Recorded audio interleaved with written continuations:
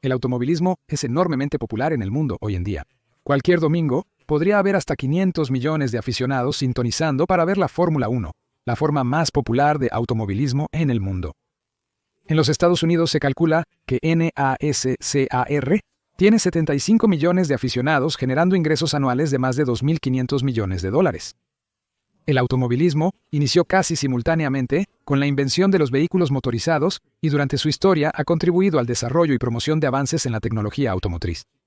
Y sin embargo, gran parte de la forma en que gestionamos el automovilismo moderno se definió en un solo momento, un incidente que sorprendentemente no es muy conocido entre los cientos de millones de aficionados al automovilismo en el mundo.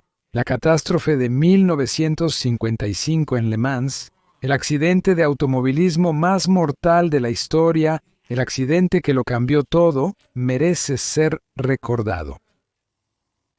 Las carreras automovilísticas organizadas comenzaron al menos en 1894 con la carrera de París a Rouen, patrocinada por el periódico Le Petit Journal para estimular el desarrollo del automóvil.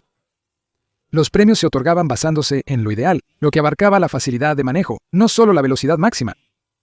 El primer premio en la carrera de 126 kilómetros se compartió entre dos fabricantes de automóviles, Panhard y Levasseur, y Le Fils de Peugeot-Fraisse. Aunque el final más rápido fue de Jules Albert, el conde de Dion, en su de Dion-Bouton impulsado por vapor. Los autos ganadores juntaron de 3 a 4 caballos de fuerza y alcanzaron velocidades de 17 a 19 km/h.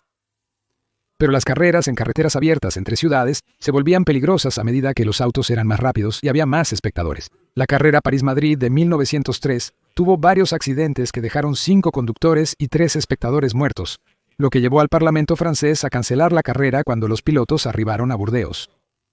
Los accidentes se debieron al control insuficiente de multitudes, la visibilidad reducida por el polvo y el desarrollo del automóvil, con motores de hasta 45 caballos de fuerza y velocidades de hasta 140 km/h, superando a los trenes más rápidos de la época.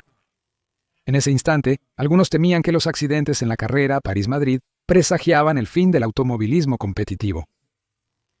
En lugar de eso, cambió la conducción en carreteras públicas a carreras en un circuito, o múltiples vueltas en un círculo de carreteras públicas cerradas, y desarrolló pistas privadas como el Indianapolis Motor Speedway, terminado en 1909. Para mediados de los años 20, autos como el Bugatti Type 35, posiblemente el auto de carreras más exitoso de la historia, tenían motores sobrealimentados que brindaban más de 120 caballos de fuerza y alcanzaban velocidades máximas superiores a los 200 km/h en las carreras conocidas como Gran Premio. Pero el problema era que las carreras de Gran Premio, precursoras de la actual Fórmula 1 y centradas en la capacidad del fabricante para construir el auto más rápido, se alejaban cada vez más de los modelos de producción. Así, el automovilismo de resistencia surgió como una alternativa basada en la producción a los autos de carreras puros de las competencias de Gran Premio. Las carreras de resistencia prueban la durabilidad del automóvil y la resistencia del conductor, cubriendo una larga distancia rápidamente o la mayor distancia en un tiempo determinado, a diferencia de las carreras de Gran Premio. El formato fomenta la innovación en fiabilidad y eficiencia de combustible, lo que también ofrece mayores beneficios a los fabricantes en términos de diseño de producción. Las distancias podrían ser espectaculares, como la carrera de automóviles de Nueva York a París de 1908 con 16.000 kilómetros.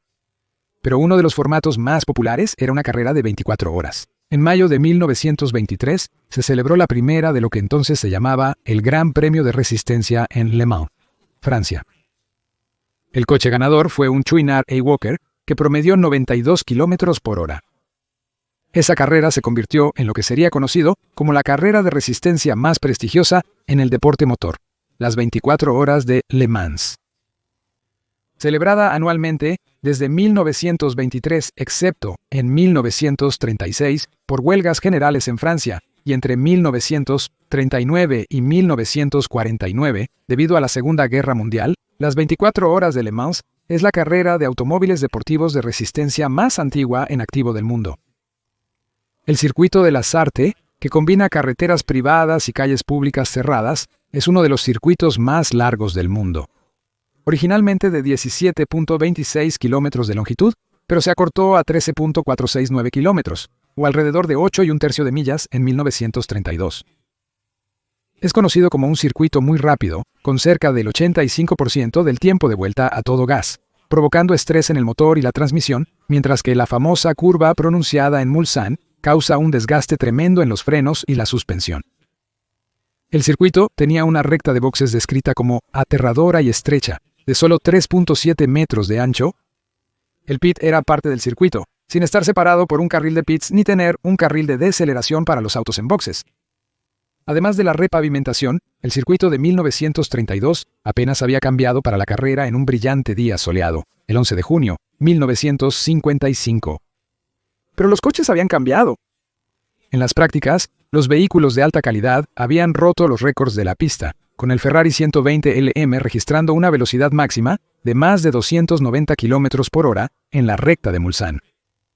Fue una de las mejores listas de inscripciones en la historia de la carrera, en la edad de oro de los coches deportivos, y una de las carreras más esperadas en una década. Se esperaba la llegada de cientos de miles de espectadores. La carrera de 1955 modificó las reglas, aumentando la ventana de reposición para combustible, aceite y agua de 30 a 32 vueltas, pero incrementando la asignación de combustible. Eso generó interés adicional en los pits ese año y atrajo a más multitudes a esa sección de la pista. La carrera en 1954 había estado cerrada entre el equipo Ferrari ganador y el Jaguar en segundo lugar, pero la gran noticia en 1955 fue el regreso de un equipo Mercedes. Mercedes ganó la carrera en 1952, pero estuvo ausente en 1953 y 1954. En 1955, Mercedes-Benz había revolucionado el mundo de los autos deportivos con el innovador Mercedes 300 Sport-Light Racing o Sport-Light Racing. Muchos expertos calificaron a los Sport-Light Racing como los mejores autos deportivos del mundo. El diseño elegante se basó en el bólido de Fórmula 1 de la empresa. El motor estaba montado longitudinalmente justo detrás de los ejes delanteros, y el coche utilizaba un chasis de marco espacial de tubo de aluminio soldado y carrocería de aleación de magnesio ultraligero. El coche no tenía frenos de disco, sino frenos de tambor extra grandes y un novedoso freno de viento en la parte trasera para frenar al final de las rectas. El 300 Sport-Light Racing revolucionó el mundo de los coches deportivos en 1955, triunfando en la Mille Miglia de Italia y rompiendo un récord en la carrera. Más victorias aseguraron el Campeonato Mundial de Coches Deportivos de 1955. Los tres autos del equipo Mercedes-Benz fueron dirigidos por el legendario Alfred Neubauer, quien lideró los Silver Arrows de Mercedes-Benz durante su dominio en las carreras en los años 30. Para la carrera de 1955, Neubauer había reunido un equipo internacional de pilotos, que incluía al legendario corredor francés Pierre Leveille. Leveille había quedado muchas veces en las 24 horas de Le Mans, pero en 1952, Leveille había llevado 4 vueltas de ventaja cuando su auto sufrió una falla en el motor en la última hora de la carrera, y eso le había impedido convertirse en el primer y único piloto en ganar las 24 horas de Le Mans sin ayuda. Neubauer había quedado tan impresionado que le dijo a Leveille que la próxima vez que Mercedes volviera a la carrera en las 24 horas de Le Mans, Leveille estaría en el equipo. Leveille, también un destacado jugador de hockey sobre hielo y tenis, tenía casi 50 años en 1955. Leveille y su copiloto estadounidense, John Fitch, decidieron mantener un ritmo constante el primer día y atacar el segundo, cuando los demás conductores estuvieran fatigados. En la tercera hora, cerca de la vuelta 35, otro equipo de Mercedes-Benz disputaba el liderazgo contra Jaguar, y Leveille conducía en sexto lugar. El piloto de Jaguar, Michael Hawthorne, quien estableció el récord de vuelta más rápida en 4 minutos, 6.6 segundos, acababa de rebasar a Leveille y al piloto Lance Macklin en un Austin Healey 100, cuando fue llamado a boxes. La pista presentaba una leve curva antes de los boxes. Siguiendo las reglas, Hawthorne levantó su mano para indicar que entraría a boxes y frenó bruscamente para ingresar por la estrecha entrada. Los frenos de disco avanzados del Jaguar detuvieron el coche velozmente. Macklin, superado por Hawthorne en el Jaguar, probablemente estaba más preocupado por el Mercedes de Leveille detrás de él, y también frenó rápidamente para evitar chocar con Hawthorne. Al frenar, sus ruedas resbalaron por el lado derecho de la pista. Aún no está claro si Macklin perdió brevemente el control al salir de la pista, o si simplemente estaba girando por reflejo, pero cruzó el centro de la pista justo frente a Leveille, quien se acercaba a más de 200 kilómetros y... El frenado brusco al salirse de la pista generó una nube de humo y polvo que obstaculizó la visión de Leveille. Leveille no tuvo tiempo de reaccionar y chocó contra el Austin Healey de Macklin. Según informes, Leveille levantó la mano para advertir al piloto argentino Juan Manuel Fangio en el Mercedes que lo seguía, salvando su vida. El coche de Macklin se desvió por todo el circuito y chocó contra un muro, matando a un espectador, pero Macklin salió ileso. La rueda delantera de LeVay subió por la parte trasera del Austin Healey de Macklin. El coche se desvió por el aire dando volteretas. En aquel entonces, los conductores no usaban cinturones de seguridad, postulando que estaban mejor siendo lanzados que atrapados en un naufragio en llamas. Pierre LeVay, de 49 años, fue expulsado del coche, lo que le aplastó el cráneo y lo mató al instante. El coche chocó contra el terraplén de 4 pies que separaba la pista y los espectadores. Debido al giro en la pista, el coche se dirigía directamente hacia los espectadores enmascarados que observaban la entrada de los coches a los boxes.